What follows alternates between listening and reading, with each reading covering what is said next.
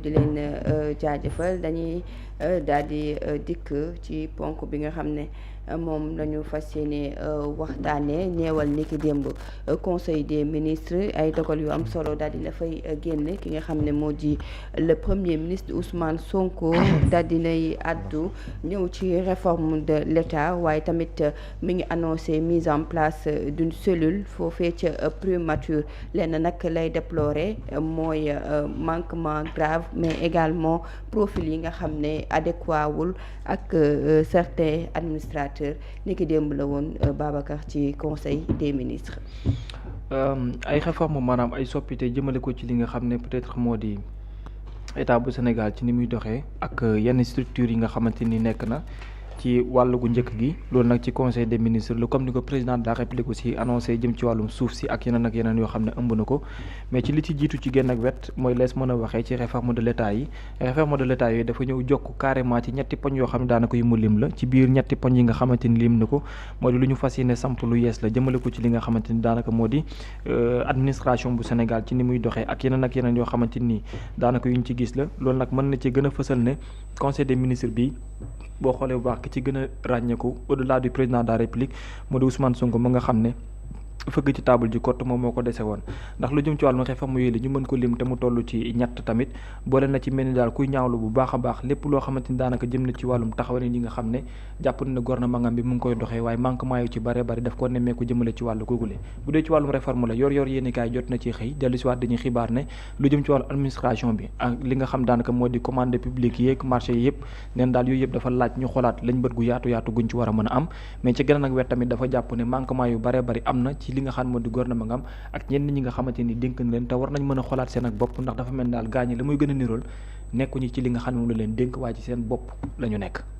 Mohamed wàllum réforme yooyu nga xam ne le premier ministre daal dina koy annoncé ni ki démb pour amal ay coppite nan nga ko gisee. waaw xam nga booy xool démb essentiellement le premier ministre dafa ñëw waxtaanee administration de manière large. mais laal si genn wàll réforme yi nga xamante ni moom la ñu amal dans l' administration beneen bi mu laal le secteur parapublic xam nga boo xool xam cohérence ak conseil des ministres ba la weesu parce que conseil des ministres ba la weesu mi ngi doon ñëw si liggéey bi nga xamante ni commission bi ñu teg ngir mu càmbar parce que yiy dox si digg état beeg jàmbur yeeg ak état yi diggante état partenariat yëpp gis ne loolu lu mu wone moom mooy am na ay nox yu baree bare yoo xam ne am na si pass yooyu noonu nga xam ne état daf koy am ak ay jàmbur. wax ne irrégularité yooyu noonu dafay fàbbuwaale les chartes yi nga xam ne nii moom moo ŋànk wàllum administration publique na muy doxee ak lam nga xam te nii moom mooy koy tënk bu nekkee ne dafay am ay pass yu koy boole. ak yeneen i kuréel. mu wax ne annonce woon ne foofu tamit ay réforme dina si am gannaaw bi kuréel bi aussi beccee jàngat bi nga xamante ni aussi defoon na ko si wàllu woowu donc conseil des ministres bala weesu la bu démb bi aussi mu ñëwaat si réforme yi nga xamante ni aussi dañ ko def de manière profonde dans l' administration. ba annoncé sax ne am na benn commission boo xam ne ni aussi dinañ ko teg foofu noonu sa primature te loolu li ma si jàngat rek mooy defe naa mosoon naa ko fi wax parce que lu mel ni administration ñëpp xam nañ ne war nañ koo réformer. mais boo koy réformer aussi du looy ñëw rek mel ni butéel booy teggi fee ñëw teg fii. da nga koy def progressivement. ba pare mu laaj ay gëstu yu xóot yoo xam ne nii faaw mu am ñu siy sëgg bu baax a baax xool toutes les implications yi nga xam te ni moom lay laale ngir ëllëg bu ñu ñëwee indi réforme yooyu noonu la mu nekk loo xam ne dafay gën a ñoŋal wàllu administration parce que dans sa déclaration le premier ministre mu ngi koy wax démb soxla ne administration boo xam ne ni dafay gën a wéeru si wàllum digital administration boo xam ne ni dafay gën a moderne waaye tamit administration boo xam ne nii dafay gën a tax li naan accès à l'information parce que waxoon naa ko fi xam nga 2012 bi ñu fi voté le code de transparence dans la gestion des affaires publiques code de transparence boobu nekk une norme UEMOA moom moo ñu may li ñu defoon état des lieux bi moom moo indi yu bëree bëri waaye dafa am leneen loo xam moo si waroon taftalu ba léegi nii defe naa nekkagul si mais defe naa ne bokk na si mbébét yi mooy ñu am benn loi boo xam ne koy voté pour l'accès à l'information loolu c'est extrêmement important pour les citoyens te defe naa ne bu ñu demee ba wax na dañoo war a protéger ay lanceurs d'alerte ak yooyu waaye tamit facilitation l'accès à l'information aussi pour les citoyens loolu noonu lu am solo te war nañ see dem donc mu wax ne administration aussi day doon administration boo xam ne nii accès à l'information daf si gën a mën dafay gën a mën a yomb pour sénégalais yi waaye tam la valorisation du capital humain à travers une formation visant à doter les citoyens de fortes valeurs civiques et patriotiques et de compétences nécessaires à la réalisation de performances attendues. Donc loolu noonu tamit mel ni dañuy recentrer waat le citoyen nu mettre ko au cœur de tout ce qui se fait pour lui parce que loolu dafa am solo citoyen bi dafa war a nekk ku yëg lu nga koy defal xam ni nga ko koy defalee ngir mu am jeexital bi nga xam ne moom la si am waaye tam ngir buñ koy woo si lépp lu mën a doon aussi mu xam na la si wéy loolu c'est extrêmement important loolu c'est le premier volet. waaye si deuxième volet bi nag foofoo indi ay réactions yu bëree bëri mooy. dans le secteur parapublic parce qu'il a parlé du secteur parapublic dem en conseil des ministres. waaw wañ bi tam man mi sonal na ma de te wañ bi laa mel dafa ñeme seddaay parce que fii xaw naa sedd waaye mu ñuy sonal gis ne ñëw na donc si secteur parapublic bi foofu noonu la ñëwee si organe délibérant yi notamment parce que boo xoolee essentiellement ñaari kuréel moom moo koy tënk dafa am l'organe exécutif mooy mun ne wax nag li nga xam ne directeur bu nekkee directeur la am li muy mandargaal mooy ki nga xam ne nii moom li ko war moom am ay objectifs yoo xam daf koy atteindre di ko jëfee donc ça c'est l'organe exécutif mais dafa am beneen organe c'est l'organe délibérant foofu noonu le premier ministre dut baaraam démb moo xam ne gis na si ay manquements yu bëree bëri yoo xam ne nii am na si tey tamit ñu ñëwoon wàllum secteur parapublic voilà donc mu ñëw si loolu mu ñëwaat si information importante et fonctions essentielles dans l'ordre du service public et de qualité l'exécution des missions ak yooyu noonu donc loolu noonu mi ngi si généralité yi création d'emploi waaye li mu déploré mooy des manquements graves et reculants et contraires aux règles de transparence et de bonne gouvernance préjudiciables à la qualité du service public dans la gestion de ces structures mais li mu wax loolu parce que dinaa ko lim après mais loolu danoo waroon jàpp ne sax ça relèverait peut-être d'une pénalité parce que bu ñu nee par exemple un conseil d'administration dafa war a tenir régulièrement des réunions yooyu mais le premier ministre dit ceci et c'est le chef de l'administration bu ñu ko fàtte il dispose de l'administration loolu la conseil loolu la constitution Sénégal wax mu leen le non-respect de la durée de validité des mandats des administrateurs et la mauvaise qualité de la représentation due notamment au profil inadéquat de certains administrateurs. Fort de ce constat, le Premier ministre a demandé au ministre de procéder sans délai à la régularisation de la composition des organes délibérants, surtout dans le contexte actuel marqué par plusieurs changements institutionnels. Il a également demandé d'apporter un soin particulier au choix de ses représentants dans les organes délibérants dans le respect des dispositions ad lumstek. Donc choix wu ñi nga xam ne ñoom ñooy représenter état dans les organes délibérants si wàllum secteur parapublic parce que bu ñu waxee parce que là il parle du secteur parapublic loolu li muy junj mooy am na si loo xam ne cëru état lay nekk mais am na si loo xam ne ay jàmbur aussi ñoom ñoo koy sekk état même bu nekk état mën na ñëw di ko appuyer ak yooyu noonu mais les représentants de l'état dans les secteurs parapublics notamment si wàllum conseil d'administration bu nekkee conseil d'administration la am parce que am na si yoo xam ne ay conseil de surveillance am na si conseil d'orientation stratégique mais loolu état moom moo leen war a choisir bu nekkee dañoo wax ci PCA par exemple les PCA sont nommés par le président de la République d'ailleurs sax am na ci benn PCA boo xam ne woon nañ ko ba léegi ni jëlagul fonction mi Samba Ndiaye donc pour dire que ils sont nommés par le président de la République donc bu nekkee ne ci wàllum PCA la bu nekkee ne foofu noonu dafa am ay profil inadéquat foofu noonu ñoom la ñuy yónniwaat laaj bi est-ce que nekkul ñoom ñoo tànn kon ñoo xam ne nii amuñu profil bi nga xamante ni moom lañ laaj mais les conseils d'administration ce n'est pas que les présidents de conseil d'administration parce que les présidents de conseil d'administration ñoom dañuy présider rek mais conseil d'administration yi ça dépend ci structures yi mais ay hauts cadres de l'administration ñoo fay nekk bu nekkee conseil d'administration bu mel ni daanaka yu si bëree bëri sax daanaka finance day yóndee si yëpp ay ñoomin SOGIP ay Dakar Dem Dikk bon SOGIP sax c'est carrément public mais ay Dakar Dem Dikk ak yooyu noonu da ngay gis ne que le ministère des transports day am ndawam boo xam ne ni moom moo koy teewal ci conseil d'administration bi le ministère des finances dañu am ñu leen teewal ci conseil d'administration ak ñu bëree bëri ay ministères yu bëree bëri dañu am ñu leen di teewal ci conseil d'administration bu nekkee lu mel ni ay yenn programme par exemple bu nekkee comité de surveillance la am wala comité de pilotage astafurlah c'est idem day am ay représentants des différentes structures yi nga xam te ne ñoom ñoo lié à cela ñooñu dañuy am ay représentants te généralement ñooñu di ñëw ce sont des commis de l'État de hauts fonctionnaires ñoom la ñuy yónni yenn saa yi sax ay DG yenn saa yi ñoom ñooy teewal état du Sénégal wala ministère moom fa leen nekk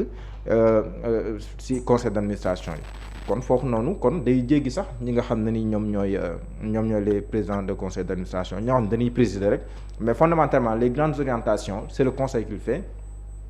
et conseil yi ñoom dañoo nekk ñoo xam ne nii day doon conseil day am ay membres yoo xam ne ni ay membres yu qualifiés lañu. Donc à ce niveau là bu nekkee am na ay jafe-jafe ba tey loolu noonu day nécessiter beneen réforme bu gën a profonde maanaam day jéggi ay dindi fa Babacar Kébé indi asu parce que loolu moo gën a yomb def loolu noonu outils yooyu le président am na son décret. Qu'est-ce qu'il faut? Mais bu laajee ay réformes ça veut dire que le problème est beaucoup plus profond que ça et rappelez-vous bi ñu amalee ndaje fii nii au niveau de defe naa CICAD nañ ko defee woon tous les directeurs généraux et les ministres ñu daj leen au CICAD ñu ngi doon wax tam aussi si nan lañ mën a fexe ba l'administration sénégalaise gën a performante mais da ngay sentir en filigrane que il y a certains blocages yoo xam ne dafay am des blocages inhérents parfois à certaines pratiques yu yàgg ci administration te yenn saa ñi koy def ñooñu fi la ñuy toog nguur bu ñëw fekk leen fi kuy dem ba leen fi te ñooñu ñooy gën a nakare lijjanti ces blocages là dama koy faral di fàttali capitaine Touré bindoon na ci ab texte ñeneen ñu ngi koy dund aussi suuf te loolu noonu moom mooy laaj ay réformes yu gën a profondes et je pense que ci sama njort ak sama analyse peut-être réforme yooyu noonu moom le premier ministre di wax. Babacar lu jëm ci wàllum réforme yi nga xam ne le premier ministre dina koy annoncé démb ci conseil des ministres. waaw commençons d'abord par rapport ak service maanaam les réformes de l'État yi nga xamante ni wax na ko par rapport ak réforme de l'État yooyu je pense que ni moo ñëw jokku ak l'engagement du président de la République chercher à avoir peut-être ci benn côté non seulement réglementation ou bien revue au sein de l'administration sénégalaise beneen bi ñëw jokkuwaat ci geneen ak wet ce que l'on appelle li nga xamante ni daanaka moo di continuité ci benn phase boo xamante ni daanaka dafay ñëw wuyu ak programme bi nga xam ne ñoom moom la ñu woote woon mais l'un dans l'autre dama jàpp ne tey ñu yàgg nañ di ko souligner et dañoo xam carrément que ne depuis quelques années administration sénégalaise peut-être formation wala mise en place bi nga xamante ni def nañu ko dafa nekk ci sens continuité boo xamante ni lu ci bare dafa laaj à un certain moment ñu defoon stop pour di amalaat revue te loolu ci waxtu yu ñu ko waroon defee wuñu ko ba fi ñu toll nii lacunes yooyu boo xool bu baax moom la ñuy nekk di traîner non seulement ñuy traîner lacunes yooyu à un certain moment boo xam ne laajoon na ñu indi réforme obligatoirement defuñu ko manquement yu am ñu demaat ba mu yàgg encore un autre problème ñu fekkaat ko fa mooy politisation de l'administration sénégalaise ñaari noonu soo ko boolee à un certain moment lim la yóbbu mooy da nga am pas mal de manquements au sein de l'administration bi nga xam ne lu bare ci activité du gouvernement ñoom ñoo ko war a mën a piloter en réalité aujourd'hui on a parlé ci benn côté ay des organes délibérants ay entités yoo xam ne yeneen la secteur public ak lu jëm ci wàllum représentation des administrations publiques yeneen yi nga xam ne tam bokk na ci lu ci bare lu ñu lim man je pense que ne ni lu ci bare tey jii dañoo war a xoolaat par rapport ak représentants yi nga xam ne ñoom la ñuy wax te lépp daanaka dafa ñëw jokkuwaat li ci ëpp li nga xam ne daanaka moo di administration ak ci ni nga xamante ni noonu moom la war a mën a doxalee te manquement yooyu doon am tamit mu ñu yóbbee waat tey ci secteur public bi dans son ensemble muy administration publique ak yeneen yëpp presque jafe-jafe yi foofu la taxaw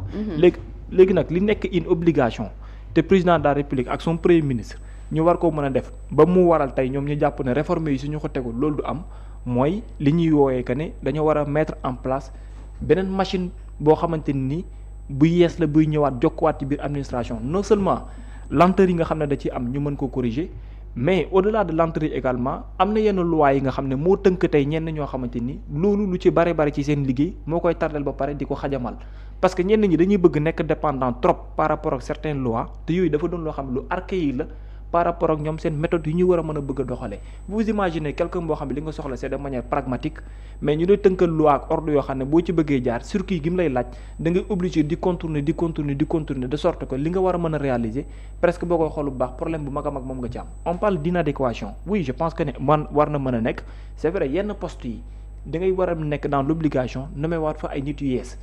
te soo fa nommer ay nit yu yees pour continuité moom mooy faral di nekk di am mais teewul la nga xam moo war a piloter doxalinu poste yooyu loolu moom moo laaj aujourd'hui ay réformes bu ñu la waxee ay waxu digitalisation entre autres au sein de l'administration c'est pour éviter yenn circuits yi nga xam ne contournement moom lay indi lan moo tax tey à un certain moment le premier ministre a parlé de centralisation de certaines choses au niveau même de la primature parce que li ñu nemmee ko mooy que ne même ci côté commande publique bu ñu ko amalee traçabilité yi muy am quel que soit lu mu leer il y a des choses yoo xam ne mënuloo fexe ba tracer ko ndax forcément dina am ay manquements ci circuit yi nga xamante ni yooyu lay jaar toutes ces choses là aujourd'hui lu mu gàtt moom moo laaj réforme yu bare yoo xam ne yu ci war a mën a am la l'administration sénégalaise oui ay jàmbaar dëgg ñoo fa nekk mais est-ce que réellement li ñu soxla véritablement est-ce que am nañu ko de sorte que seen liggéey ci ni mu war a mën a doxee am te loolu réforme moom la laaj est-ce que tamit nit ñi nga xamante ni ñoom la ñu soxla de manière adéquate ak tamit ñoo xamante ni dañ ñëw correspondre ak lu yees li nga xam ne moo war a mën a am est-ce que réellement mu ngi fa aussi ndax nekkul ne doxalin li mu archaïque c'est parce que au-delà de ces lois aussi y a des personnes yoo xamante ni tey wuyuwuñu wala dëppuwuñu ak jamono jëm ci wàllum doxalin bi nga xam ne moom la administration soxla. est-ce que loolu tamit toutes ces questions ñoom ñu def leen ay formation yu ni mel parce que lu nekk lu nga xam ne dafay yomb ñoom ñu nekk fa pendant des années jékki-jékki saay daal di non toutes ces choses là bu ñu ko tegee ba pare li muy laaj mooy que ne soo bëggee indi lu yees fexeel ba ñi nga fay teg aussi mën a am peut-être wuyu ak li nga xam ne daanaka moo di lu yees loolu noonu tey wax nañu fi tey wax nañ ne new deal technologique bëgg nañ ko teg ci genn ak wet administration Sénégal gis nga nañ ko ci bëgg centraliser ci benn côté bari na lool mais je pense que ne tey li gën a am importance ak li gën a am solo au-delà des textes yi nga xam ne moo régir l'administration ci wàllu doxalinam ci côté doxalin ci nit ñi tamit dafa laaj pour man soppite yu bare bari yoo xam ni war a mën a am la c'était en 2023 man laa toxoon bi ñuy wax waxu élection présidentielle bi ñu ci juble ba pare laa ne bu dul dara waxuma la mais dafa laaj póot moo xamante ni lu ñu war a mën a indi la maanaam faaw ñu def linge bi nga xam ne moo war a mën a am au sein de cette administration ça veut pas dire que ni ne dañuy dàq ne ñi fi nekk tey li ñuy def dara baaxu ci non y a des personnes tellement compétentes yoo xam ne am nañ ko am expérience war a mën a piloter lu baree bari mais jamono dafa am fu muy toll dara boo koy am muy am ay lenteur am ay contournement am ay manquement am ay yeneen ak yeneen dafa laaj nga defaat benn póot ne lii kat naa def benn revue pour au moins li nga xam ne waruñu nañ ko def en 2020 wala en 2012 te defuñu ko man tamit naa fa xool nan laay defee de sorte que mu nekk lu adéquat par rapport ak la situation actuelle mais dëppoo ak jamono pour correspondre ak tey xarala yees nit ñi nga xam ne noonu la ñuy liggéey te jàpp naa manquement yi moo taxaw ci genn ak wet aussi. accès du citoyen à l'information aussi bokk na ci li nga xam ne. toutes ces choses là ay manquement la yoo xam ne dafa am parce que ni mu war a nekkee lu correspondre ak jamono ni muy doxee tey amul. tey boo soxlaa dara ci benn structure étatique boo xam ne taxaw na dafa war boo demee tey ci biir sitam dugg fa lépp loo xam ne lu fa war a mën a laaj la nga am ko sans pour autant que le déplacement bañ a nekk une obligation mais yu ci bëree bëri tey yenn structure étatique yi duggal am na ñoo xam ne amuñu sax site am ñoo xam ne seen ay site la fa nekkoon 2020 ba ndege ni moo fa nekk toutes ces choses là ay lenteur la toutes ces choses là ay manquement la parce que les gens li ñu gën a soxla léegi mooy mën a toog fi nga nekk ak ni ñuy waxee que ne technologie développé na ko lépp loo soxla nga xam ne da ngay dugg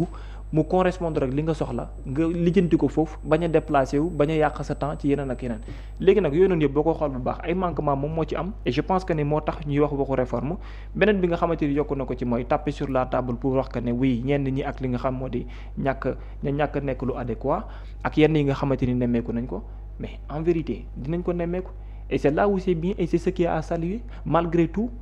étant tey koo xamante ni mooy pilote tey le chef de l'administration sénégalaise dafa laaj léeg-léeg parce que pour man li ko may loolu mooy def na maanaam lëj mbën na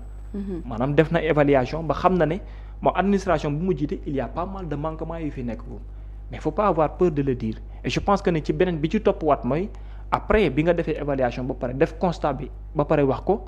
mooy ce qu'il a dit que moom la ñu fas yéene defe ji ces réformes là yi nga xam ne moo koy gunge léegi nag ñenn ñi jot dañu ko lim bien avant même que premier ministre di décade fii di ko souligner am na ñoo xamante ni l'obligation voudrait que nga détaché wu ak ñoom pour mën a am loo xam ne mooy dëppoo ak jamono ak li nga soxla te jàpp naa ne lu mu gàtt phase bu foofu la ñu jëm ndax loo mën a wax aussi y a des lenteurs yoo xam ne ñenn ñu ngi koy traîner pour man du côté dara moo leen manqué mais parce que dañoo nekk ci lu leen neex peut-être bien moo tax yenn jafe-jafe yi di faral di am léeg-léeg aussi Mohamed ci réforme yi ba tey ci ñetti ponk la daal di tënku bu weesoo wàllum ay modernisation de l'administration ak leneen li ni mel waaye profil tamit yi nga xam ne adéquat wul ak certains administrateurs aussi bokk na ci li nga xam ne war nañ koo réformer waaw léegi xam nga fu ñuy xaaree nit surtout njiit bu la falee mooy léegi après les constats des solutions te solution sax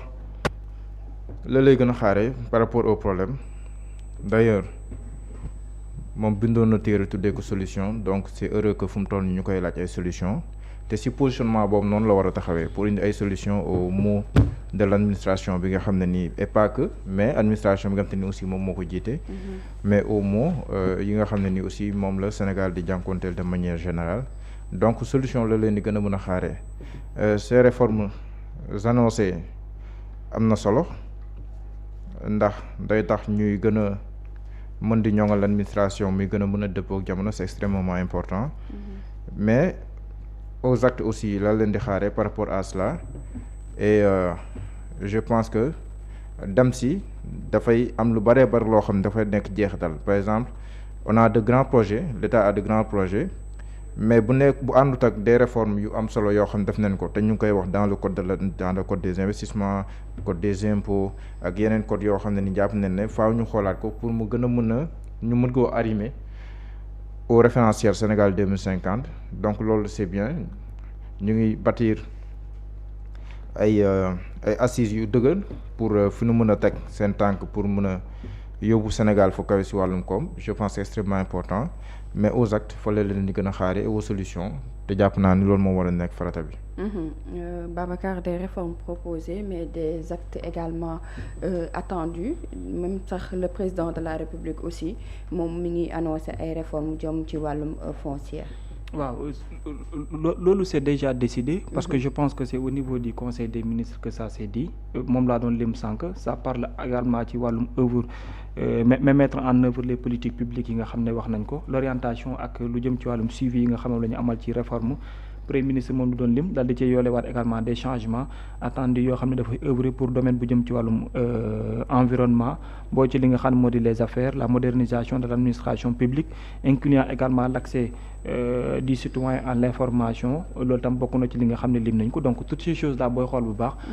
moom jàpp naa ne guddiñ toon ni moom la ñu war a mettre en œuvre. Et boo xoolee bu baax pour mise en œuvre bi également bokk na ci la jiitu woon mu di waxtaan bi nga xam ne président de la République sumboon na ko ak ñëpp ñi nga xam ne ay DG woon lañ nekkoon ay PCA pour kenn ku nekk ci ñoom mën a comprendre au-delà devoir bi nga xam ne wax nañ ko, ñoom tamit ñu jéem a xool ana yan acte la ñu war a mën a poser jëmale ko ci wàllu googu noonu. Te jàpp naa ne ci phase boobu noonu dafay dem ba weesu ci question toog di lim par rapport li nga xam ne ay points yi ñuy def comme faisabilité, mais surtout la contribution bi nga xamante ni ñi ngi koy dénk dinañ mën a comprendre lan moo nekk réellement seen devoir pour nga gën leen ko fàttalin, mais tamit ñu war caa mën a gën a continuer. Te tey boo xoolee bu baax manquement bi en réalité pour man mooy au-delà fàttali bi, au-delà réforme bi, au-delà de tout, y a des personnes yoo xamante ni pour man ça vaut véritablement un changement de sorte que li nga xamante ni moom nga soxla mën a correspondre doxalin bi nga xam ne mooy nekk au sein de cette administration aussi.